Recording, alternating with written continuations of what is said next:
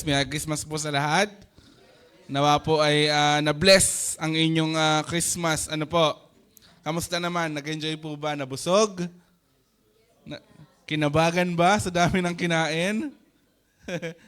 Okay, so for today, tayo po ay nagpapatuloy sa ating series na One God, One Body, and One Church. Actually, dapat po may sound dyan, hindi lang nag-play. So, tuloy-tuloy po tayo.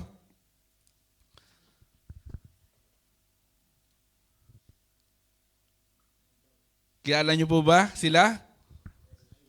Westlife. Yun, natatandaan pa nila, no? Sino po yung nakaabot dyan? We have joy, we have fun, we have seasons in the sun. Ano po?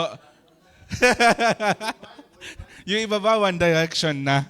Ganon. Okay, so nung bata po ako, around grade 2 or grade 1, kung hindi ko nagkakamali, ay sikat na sikat po ang grupo na yan. Okay? Next. Yung brand na yan, magandang brand na po yan for today. At ang ibig sabihin ng LGI, life is good. Amen. Tama po. Yan po ang ibig sabihin ng brand na iyan. So, kanina pa tayo dito, life ng life. May idea na ba kung anong topic for today? Tayo po ay dadako sa life. Okay? So, ano nga ba ang meaning ng life according kay Google? Kay gulo-gulo. Ika nga, So, sabi dyan, life is the condition that distinguishes animals and plants from inorganic matter, including the capacity for growth, reproduction, functional activity, and continual change preceding death. So if sa makatuwid, yan daw po yung ating pagkakakilanlan na tayo ay nabubuhay. Tayo ay may kapasidad na mag-grow or lumago. Check mo yung katabi mo. Lumalago ba? Abay kung hindi, baka wala na pong life. Baka wala na pong life yan. Kung walang growth, baka wala na pong life. Baka kailangan na ng life. Okay? At yun po ay walang iba kundi ang ating Panginoong Hesus. So tayo po ay dadako sa ating topic na one life na manggagaling sa John chapter 11 verse 25. Jesus, the resurrection, and the life. Amen? Sige po, let us bow down our heads at sabay-sabay po tayong manalangin. Heavenly Father, we come before you today grateful for the gift of life. Life that comes from you alone, O Lord. We thank you, our Lord Jesus Christ, our resurrection and life. As we open your word, open our hearts, O Lord. Shine your light into every place of darkness, confusion, and fear. Where we are weary, breathe your life into us. Where we are uncertain, guide us with your truth. Where we are spiritually dry, awaken us by your Spirit. Help us not merely to hear about life, but to encounter the one who is life. Give us minds to understand, hearts to believe, and wills ready to obey. May your Spirit lead us into deeper union with Christ today, that we may truly live now and forever. We ask this in powerful name of Jesus. Amen. Amen. Sige po, let us continue. So John chapter 11 verse 25, sinabi ng Panginoon, I am the resurrection and the life. The one who believes in me will live even though they die. Parang medyo magulo. Ano po? Ang sabi, ang sino mang naniniwala sa akin ay mabubuhay kahit na sila ay mamatay. So ang ibig natin sabihin nito, linawin lang po natin, we may die physically, but spiritually, we will be alive. Why? Because we believe in the one who is the resurrection and the life. At walang iba, kundi iyon ay si Jesus Christ. Okay? So ano nga po ba yung mga questions na palagi nating tinatanong? Di ba, hindi ba natin naisip na what life is really about? Minsan, di ba, iniisip natin, ano nga ba talaga ang saysay ng buhay? O sabi nga sa commercial ng Nescafe, para kanino ka bumabangon? Kasi kung walang saysay, walang purpose, walang dahilan bakit ka bumabangon, napakalungkot po na magiging araw mo, di ba? Nagising ka lang, umupo ka lang, tapos wala kang ginawa, natulog ka lang ulit, and so on and so forth. Napaka-dry, napaka-boring po no, ng ganung pamumuhay. Ano po? Ang sabi pa dyan, what happens when life ends? No, may kanya-kanyang theory. May iba-ibang pinagtatalunan kung ano nga ba talaga ang mangyayari pag tayo po ay namatay. Yung iba ay naniniwala mayroon tinatawag na purgatorio. Kaya sa kanilang pagkamatay, tuloy-tuloy ang panalangin, tuloy-tuloy, diretso, nang sa gayon ay makatiyak daw po na sila ay makapunta sa kalangitan. Yung iba naman, naniniwala sa incarnation. No? So kung naging mabuti ka nung ikaw ay nabubuhay, maganda ang magiging incarnation mo. Ngayon, kung naging masama ka, pwede kang maging ipis in your next life, kung ano-ano pa. Yun po yung kanilang pinaniniwalaan. Mayroon naman, may mga tao at nung bata po ako, isa ako dito, total darkness. Yung parang wala lang, it ends, ganun. Yun lang, that's death. No? But, ang sinabi ng Panginoon, sabi niya, I am the resurrection and the life. No? Napansin niyo po, sabi niya, I am. Hindi niya sinabing, I give. Magkaiba kasi yun. Kasi nga, ang sabi niya, I am. So, ang pagiging Kristiyano po natin is not based on idea, not based on philosophy or moral system. It is but in Jesus Christ alone. Sa Kanya po nakabase. Sa Kanya nakatutok.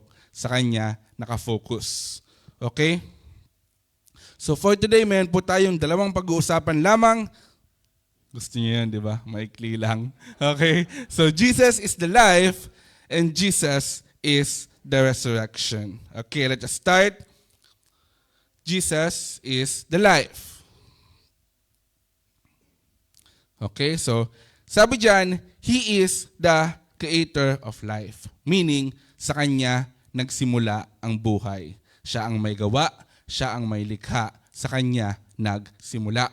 Okay, so sabi sa John chapter 1 verse 3, through Him all things were made. Without Him, nothing was made that has been made. No, parang tongue twister pa, no? Pero ang sinasabi diyan, pag wala siya, walang kaganapan, walang mangyayari, walang maisasa katuparan. Ano po? So, nung panahon kasi ni John, napakarami po ang naniniwala na the word is evil in itself. Na they believe na from the beginning, the word is already wicked. The word is already full of evil. Ano po? Na para bang it is by default. But that is not the truth, mga kapatid, no? That is not the original design. Hindi yon ang original na disenyo ng Panginoon. Okay? Hindi siya aksidente. Tulad ng sinasabi dito na the world is not a cosmic accident. Hindi po aksidente ang pagkakalikha ng daigdig tulad ng paniniwalaan sa Big Bang Theory or Theory of Evolution. Okay? So tingin ka nga sa kaliwa mo. Tingin ka sa kanan. Okay? Maniniwala ka ba, kapatid, na yung katabi mong yan, sa gandang yan, sa gwapong yan, ay nagmula sa unggoy? Sabi ni Ate Banji, yes daw. Sino bang katabi nun? Okay. Okay. Sobrang ganda po ng creation, ano? Amen? At hanggang ngayon, na-experience pa rin po natin kung gaano ito kaganda. Nasisiya lamang po ito dahil sa kasalanan, dahil sa sin.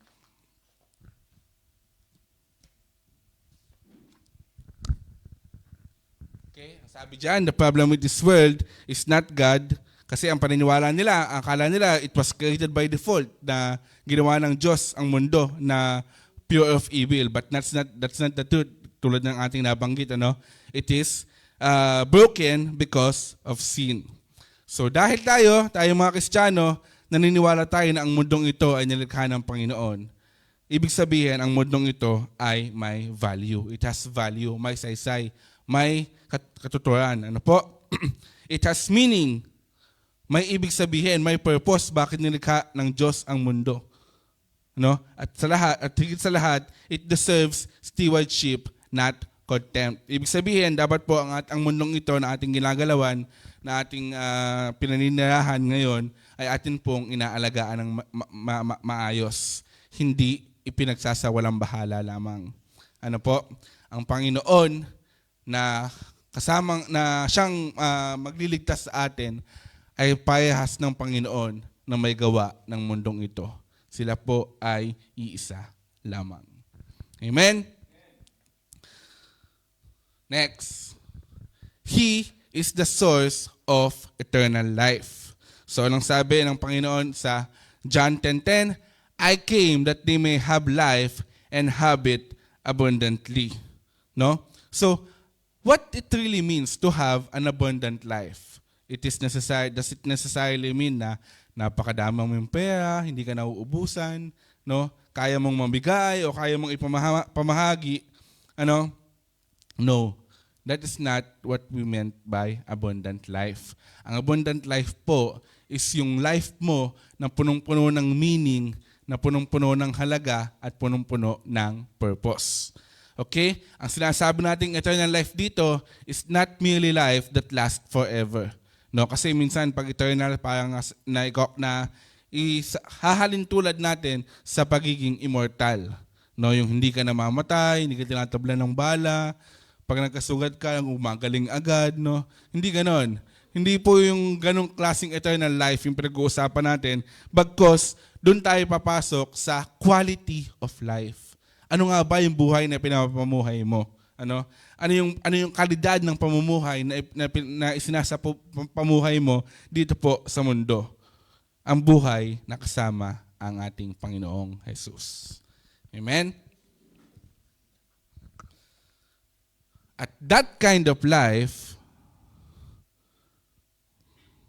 ang makapag-describe po niyan ay ang word sa New Testament na Zoe. Everybody say, Zoe. Hindi po Zoe although may mga ganyang pangalan kasi ang pangalan Zoe. Pero when it comes to Bible, that word, it is pronounced as Zoe. Okay? So, yung daw pong buhay na yon na eternal life na ating dinidiscuss ay life as God live it, or yung buhay na mayroong Kristo. Hindi po yung buhay na ikaw ang Kristo, na ikaw yung nasusunod sa sarili mong gusto, na ikaw ang boss ng buhay mo, ano? Life marked by purpose, peace, and power. Ang sarap pong mabuhay ng gano'n, yung may purpose and peace. Kahit tanggalin na natin yung power. Pero yung purpose and peace, napakahalaga po na mabuhay tayo ng may ganyan. Mas maramdaman natin yung presensya ng ating Panginoong Jesus. Ano po? And life that begins now and continues beyond death. No, para pong parang legacy. No, yun bang tipong may iwan natin sa paglisan po natin sa mundo. Kaya nga siya sinabing continues beyond death. Nakarinig na po kayo ng eulogy? Na-experience nyo na pong umattend at makinig ng eulogy? Yung parang ibinibida yung patay.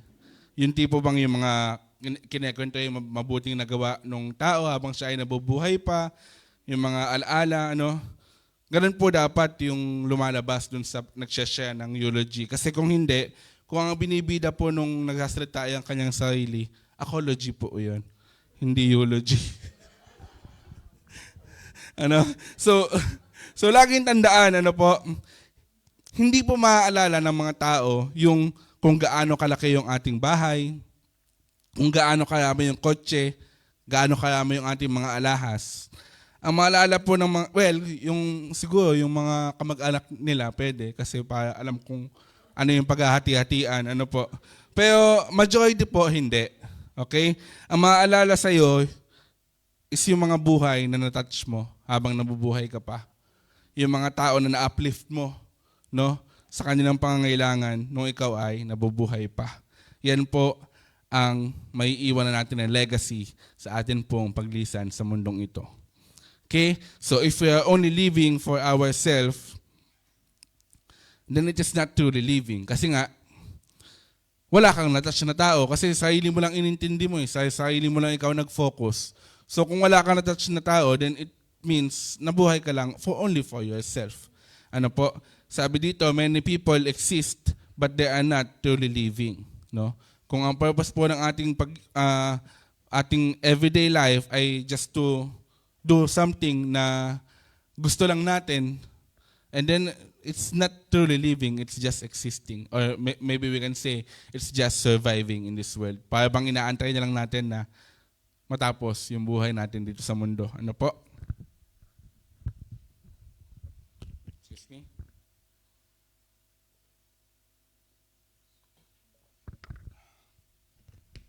So sabi dyan, until Christ becomes the center of our life, we survive, but we do not thrive.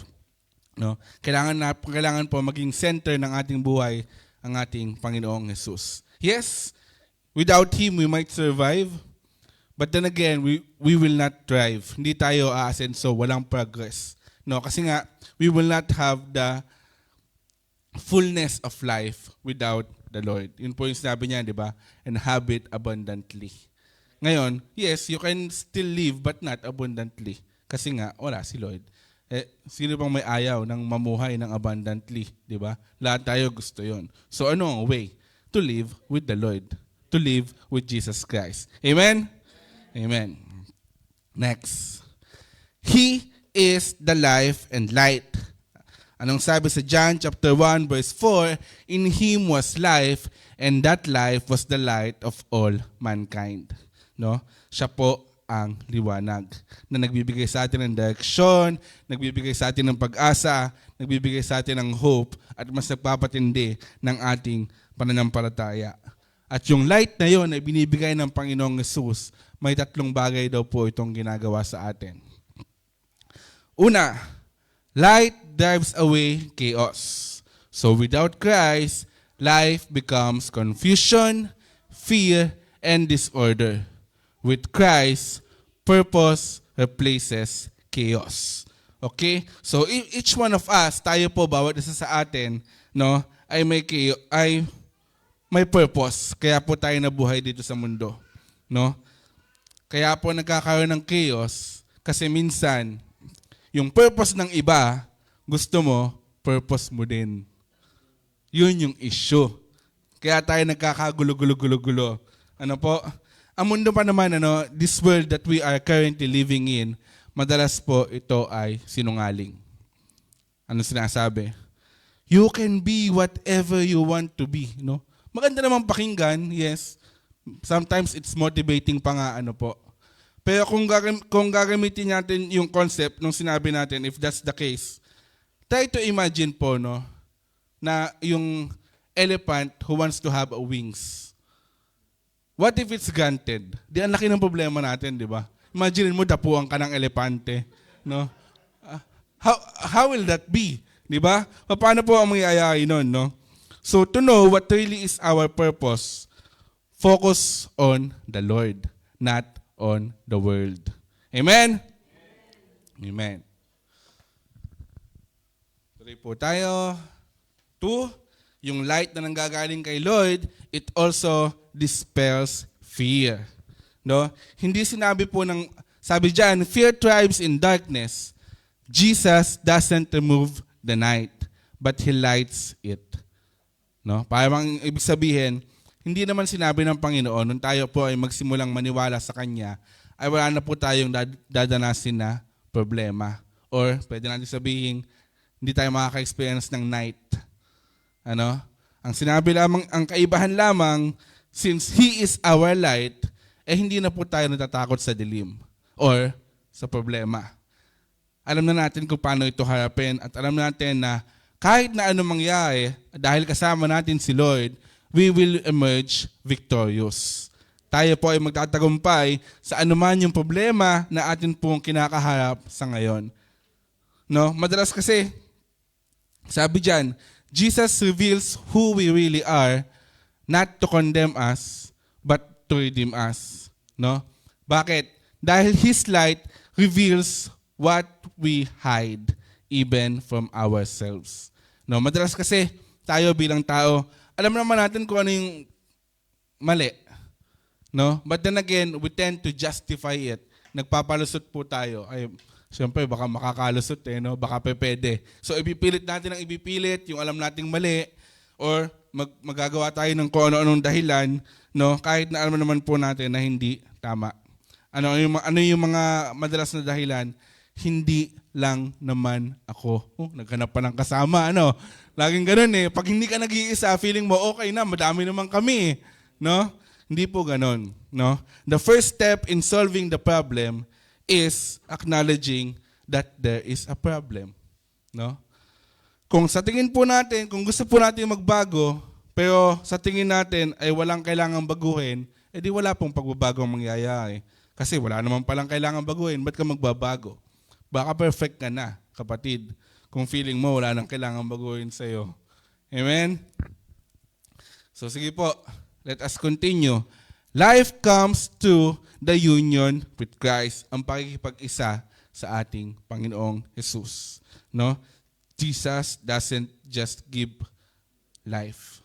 He is life. Siya po at siya lang at wala nang iba ang tinatawag natin na buhay. Okay? Ang eternal life, it means union with Christ. Participation in God's own life, no? And oneness with Him and with one another. Pakikipag-isa sa Kanya at sa ating mga kapatid. Okay?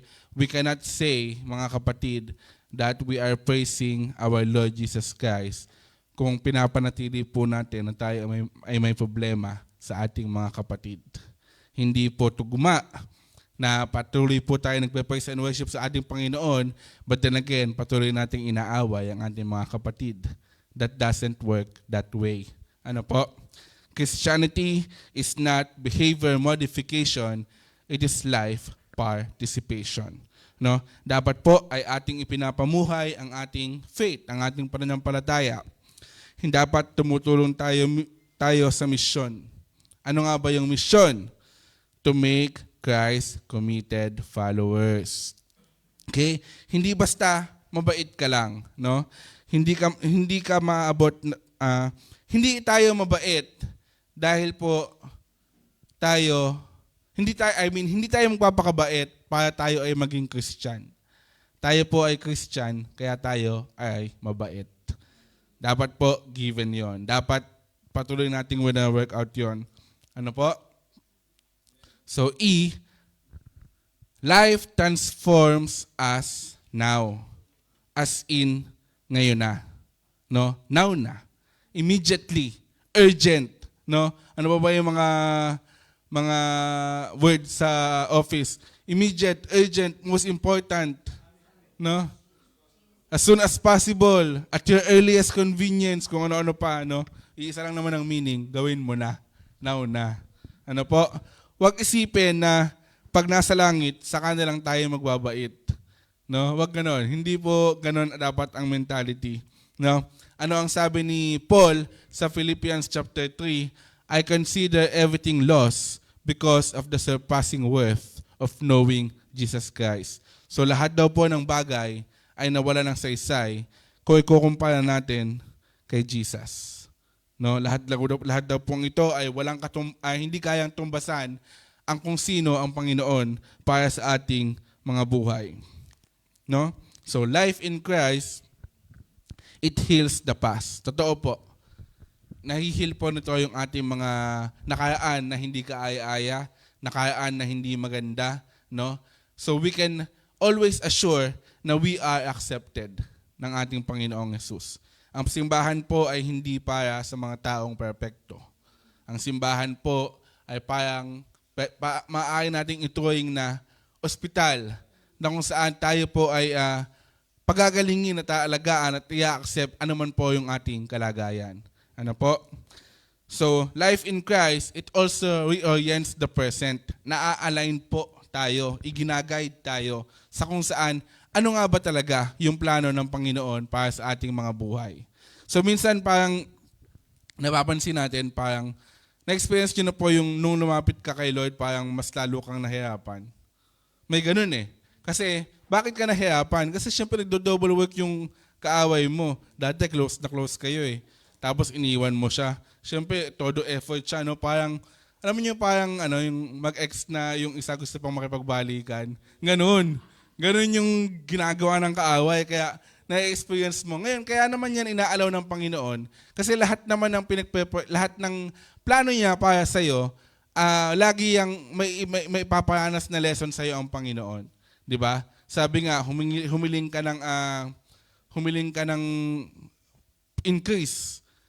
No? Gusto mo ng salary increase. Siyempre, hindi naman basta-basta tataas lang yung sahod mo in a snap. No? Kailangan may mangyayari. Kailangan magbago yung posisyon mo.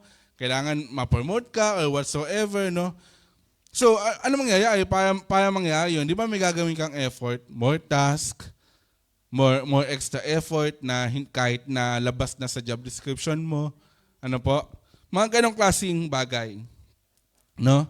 And last but not least, sabi dyan, life in Christ gives hope for the future. Meron po tayong pinangahawakan na future na ating paroroonan. No? Hindi na po tayo nagwa-wonder of kung ano nga ba ang mangyayari sa ating kinabukasan. Dahil we can rest assured na the Lord is with us at ang Panginoon po ay ating kasakasama. No?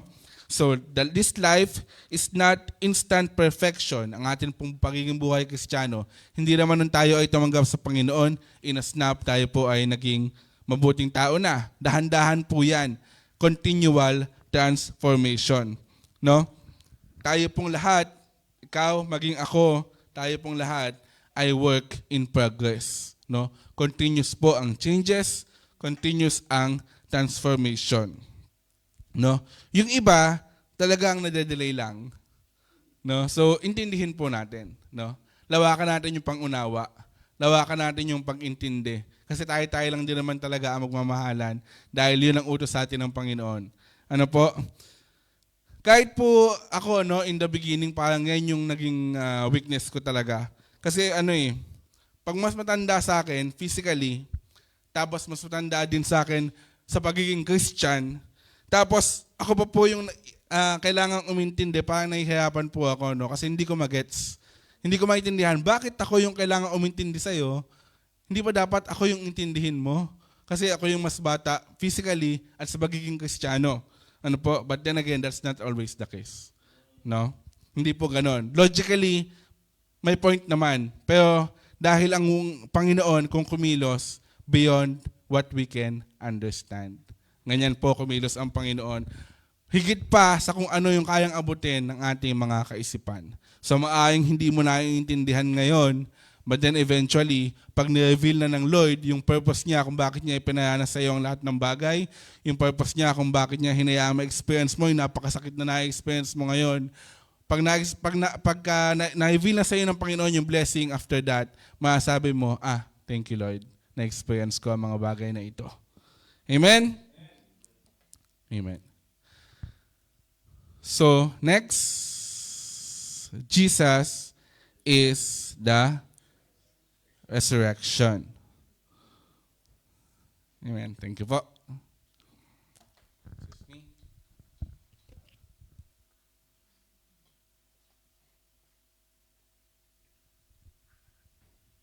Okay. Sabi dyan, letter A, He defeated death personally. Tama ba? Naniniwala po ba kayo doon na He defeated death? Ang hina, naniniwala ba kayo na He defeated death? Amen. Kasi kung hindi, umalis na tayo. No? Wala na tayong dapat pag-usapan. Okay? So John 10, ang sabi ng Panginoon, I lay down my life and I have the power to take it up again. Malinaw na malinaw po ang sinabi niya, no? I have the power to take it up again. Bakit? Kasi po ang kamatayan ng Panginoon, it was voluntary. No? Voluntaryo po ito. Hindi siya nagapi ng kamatayan. No? Hindi, it is also out of obedience and it is purposeful.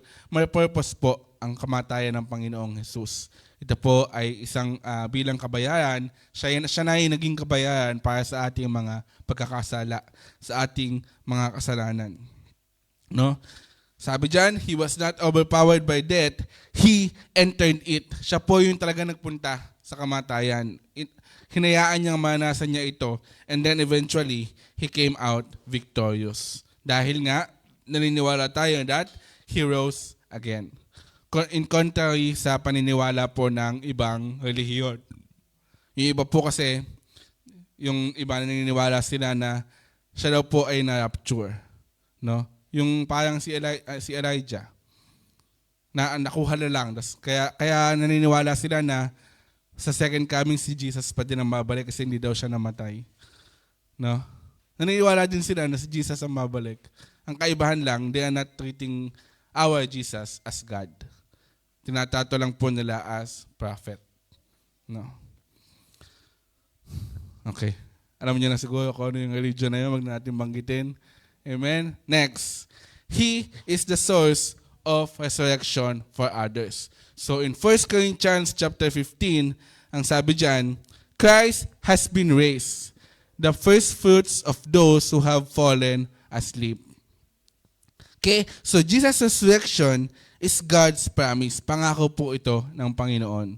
No? What happened to Him will happen to those who belongs to Him. No? Ano ba yung nangyari kay Jesus Christ? Di ba when He rose again, siya po ay nakabalik na, no? Sa kanyang pinanggalingan kasama ang Diyos Ama. So ano ang sabi? What happened to Him will happen to those who belong in Him. So kung tayo po ay belong sa Panginoong Jesus, tayo po ay doon din ang punta sa kanyang kinilalagyan. Amen? So, His resurrection is not the exception. It is the beginning. Ito po ay panimula. No? Ito ang magandang panimula. Dahil as Adam brought death to all, Christ brings life to all who are in Him. So, nagsimula kay Adam ang sin kasi ang original plan naman talaga ng Panginoon is to have a fellowship with mankind. Yun yung original plan no? Yun yung gusto kaya nga nasa Garden of Eden sila provided ang lahat, napakasaya ng buhay, no? Wala ka nang hahanapin pa dahil kapiling mo na yun si Lord. But then again, dumating ang pagkakasala, dumating ang kasalanan, nasira tuloy yung original plan. But then again, through Jesus Christ pa din, siya pa din po ang mag-retrieve sa atin. No? Kaya niya inalaw na siya ay magkatawang tao at mamatay para po sa atin. Para nang sa ganon, tayo pa rin po ay patuloy niyang makasama. Ano po? Okay, next. C. Resurrection begins now. Ngayon na po yan. Now na. Resurrection is not only future, it is also present. No? Minsan kasi iniisip natin ang resurrection lang pag namatay na buhay. Yeah, resurrection. Yes. Physically, that's the meaning. But what we are discussing here po is yung resurrection ng ating spiritual na buhay. Na hindi lamang physically. Anong sabi sa Ephesians chapter 2? Sabi diyan, we were dead in sin. Nang dahil po sa kasalanan ng tao, ang dapat na mangyayari sana is we are bound to be in hell. Dahil po wala naman kahit sino ang hindi nagkasala. Tama po ba? Amen. Pero dahil kay Lord, we are not anymore died in sin dahil we made alive in Christ sa pamamagitan po niya. No? To be born again is to experience resurrection before the grave. Kinakailangan po na atin ng ma-experience yung tinatawag na spiritual resurrection. Kaya nga tayo tinawag na born again. Diyan po iyan nagsimula. Ano po? No, because we know na kung ano na ang ating destination after this life. Alam na po nating lahat kung saan tayo pupunta after this life. Amen. Amen. Jesus did not remove physical death, but He removed the fear of it. No? Hindi na po tayo natatakot mamatay, ano? Tama po ba? Nauna, gusto natin. Nagmuna. Amen. Okay. So last, letter D. Death has lost its power. Ano? Nang dahil sa Panginoong Jesus, hindi na po namamayani ang pagkatakot sa kamatayan. No? Dahil sa Panginoong Hesus, hindi na siya malakas yung epekto, yung kamatayan, it no longer dominates. No? At yung despair na mayroon tayo, napalitan na po ng hope. All because of our Lord Jesus Christ. No? As Paul used to say, ang sabi niya, lagi niya sinasabi, to live is Christ and to die is gain. Kung atin pong nanamnamin yung bawat salitang yan, may intindihan po natin talaga kung gaano kaganda, gaano kasaya, at gaano ka-victorious ang mabuhay ng mayroon po tayong Panginoong Jesus. Okay? Christians grieve, but not as those without hope. No? Yes, as Christian, we still grieve. Totoo. Nasaktan pa rin tayo, may emotion pa rin tayo, mayroon pa rin tayong damdamin. Why? Dahil tao pa rin naman tayo we're still living in the flesh. Ang kaibahan lang, mayroon na tayong peace and hope. Why? Dahil alam na natin na yung taong na mayapa na ating minamahal, na mahalaga sa atin, ay will really be in a better place, which is in heaven. No? So paano po natin ma-identify kung Christian ang namatayan? Okay? So, panoorin niyo yung libing. No? Pagka-Christian yung namatayan, ano yan? Naka-white na long sleeve, naka-shades, tas lilibing, iyak-iyak yan, ganun-ganun lang. Yan. Kasi hindi na siya nababagabag, may hope siya. Masakit, mamatayan, pero mayroon siyang peace. Ano po? Pag po hindi Christian, agaw eksena yan. No? Gagawa pa jack pa yung ganyan, no? Tapos yun po yung parang joke ng yung joke tungkol sa mahirap na namatayan tsaka mayaman na namatayan, Pag yung mayaman kasi parang all bills paid. No, walang kailangan problemahin. Pero pagka yung mahirap, yung iniisip pa yung mga utang sa kabaong, yung pinaglibingan, po. Pero kidding aside, maniwala po tayo, mayaman po tayo. Why? Hindi man tayo mayaman physically sa pera, but mayaman tayo dahil ang Diyos na ating sinasamba, ang Diyos na ating pinaniniwalaan ay napakayaman. He is our Jehovah Jireh, our provider. Ano po? So, conclusion na tayo. Amen ba? Happy? Okay? So, ano yung conclusion natin sa One Life? When Jesus says, I am the resurrection and life, ang ibig sabihin po niya, siya ang may likha ng buhay. Tama naman, di ba? Siya din ang mag-restore ng buhay. Siya ang magtatransform nito at siya lamang at walang iba ang nakakonquer ng kamatayan. Ang nagtagumpay sa kamatayan. Ano po? Yung life po na ating sinasabi dito is not found in religion alone. No? Religion cannot save us, mga kapatid. Only God can save us. Only Jesus can save us. Life is not found in success. Minsan kasi iniisip natin baka ito na yung ngurok ng aking buhay. Pag po patuloy natin chine-chase yung success.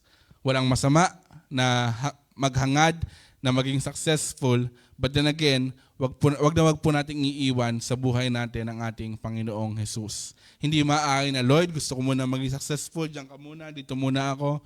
Pag successful na ako, babalikan kita. Walang ganun. Okay? So, life is not found in self, hindi po sa ating mga sarili. No? Life is found, walang iba, kundi in Him. Amen? So, kung tayo po ay may Kristo, tayo po sa ngayon ay mayroon ng buhay na abundant. No? Tayo po ay makakaasa na we will be resurrected later. And we will be in fellowship with Him sa pagtatapos po ng ating buhay physically sa mundong ito. And last, tayo po ay may walang hanggang pag-asa. We have hope forever. So sa atin po magtatapos, tanungin po natin ang ating mga sarili, do you belong to the one who is the resurrection and the life? Amen! Sigaw ng malakas. Amen! Amen. Okay. Salamat po sa inyong pakikinig. Samahan niyo po akong sabay-sabay po tayong manalangin. Let us bow down our head and close our eyes. So, Lord Jesus, you are the resurrection and the life. And today we confess that our hope is found in you alone. Thank you for the life that you give. Life that forgives our past, transforms our present, and secures our future. Thank you, O Lord, that death no longer has the final word, and fear no longer has the final say. As we leave this place, O Lord, help us to walk in the light that you have given us. Let your life be evident in our words, our choices, and our love for others. Strengthen those who are suffering, comfort those who are grieving, and draw closer to those who are still searching for true life. Keep us faithful in the end, confident in the promise that because you live, we will also live, O Lord. We trust ourselves to you, our lives now, and our lives forever. In the victorious name of Jesus, we pray. Amen and amen.